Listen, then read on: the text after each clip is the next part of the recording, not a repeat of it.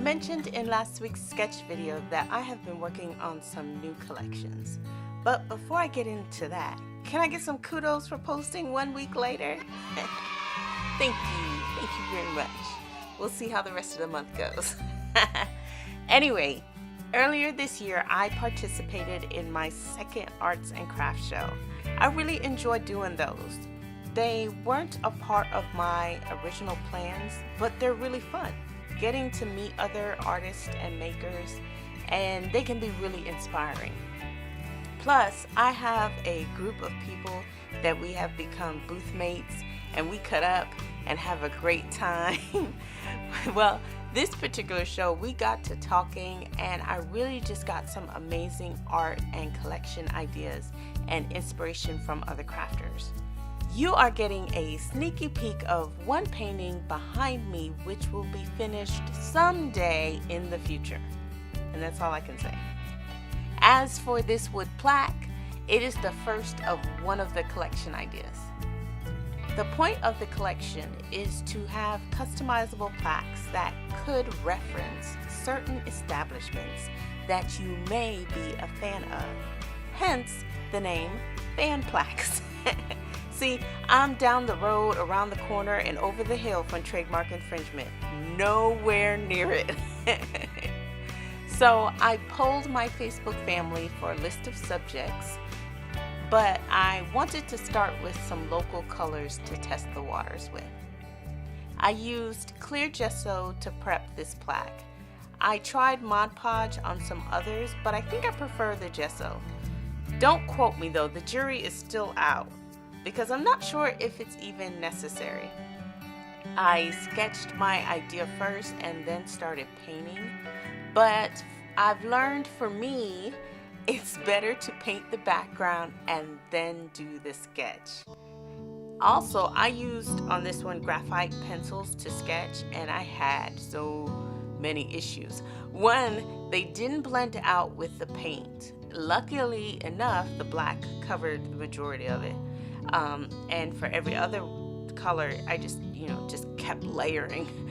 And the second issue was that the graphite would shine in the light, making it so hard to see. I kept having to turn away from the light to see the sketch. Now I've been using either a white pastel pencil or charcoal pencils, which take care of the shine issue. But I'm not sure if they blend out any better than the graphite, but they cover much easier than the graphite. I used acrylic craft paint for this, and the dog's eyes have a pearlescent and metallic paint, so they nice sparkle. I do have in my artist arsenal acrylic craft paint and acrylic artist paint. I just feel like there's a difference between the two. I may be wrong, but I feel like they serve two different purposes. What do you think? Leave a comment below. Let me know what you think. For the texture, I used modeling paste. Now, one thing I have discovered about myself is apparently when it comes to painting, I really like texture. I like art you can touch and feel. And I'm learning not to fight that feeling. So the ears on the dog are texturized, and you'll notice me pet them a few times throughout the video. They came out so cool, and it was just like you could just really just sit all day just petting his ears. It was so nice. Anyway, I sealed it all with a gloss varnish, and it came out so glossy.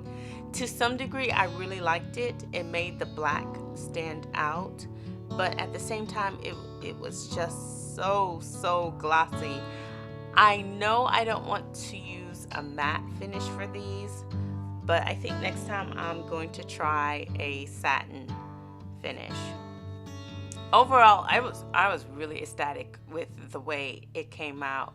I did display this one at another fair last month, Mother's Day weekend, and it sold. I'm so happy. A woman bought it for her husband to put in his workshop garage, and I added some verbiage on it for her. I put a picture of it up at the end of this video. I had to use a Sharpie to customize it because the India ink wouldn't adhere to it after it was sealed. So I have since purchased some oil-based paint pens to use in the future. Little lessons. Even though this one has sold, I'm currently working on another one with a different background. But I do have this one listed in my online shop if you're interested in having one made to order, or if you would like one made that references a different establishment that you may be a fan of. Remember, we're down the street, around the corner, over the hill. I have a custom listing for that as well. Anyway, you guys, I'll just let the rest of the video play. Thanks for watching, and I'll talk to you all in the next episode. Bye!